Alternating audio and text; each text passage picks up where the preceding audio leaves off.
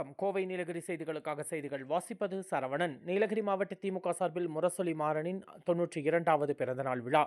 முன்னாள் மத்திய அமைச்சர் மாண்புமிகு முரசொலி மாறன் அவர்களின் 92வது பிறந்த நாளை முன்னிட்டு நீலகிரி மாவட்ட திமுக சார்பில் மாவட்ட கழக அலுவலகமான கலைஞர் அறிவாலயத்தில் மாவட்ட கழக பொறுப்பாளர் கே. எம். ராஜு தலைமையில் முரசொலி மாறன் அவர்களின் திருவுருவப் படத்திற்கு மலர்தூவி மரியாதை செலுத்தப்பட்டது. நிகழ்ச்சியில் மாவட்ட கழக அவைத்தலைவர் போஜன், மாவட்ட பொருளாளர் நாசர் அலி, தலைமை செயற்குழு உறுப்பினர் தம்பி இஸ்மாயில், உதகை மேற்கு நகர செயலாளர் ரமேஷ், மாவட்ட அணிகளின் அமைப்பாளர்கள் ராஜா, ரஹமத்துல்லா, உதகை நகரமன்ற உறுப்பினர் கஜேந்திரன், கிளைக்கழக நிர்வாகிகள் ஸ்டான்லி, ரஞ்சித், ராஜ்குமார், பாபுராஜ் உட்பட கழக நிர்வாகிகள் கலந்து கொண்டனர்.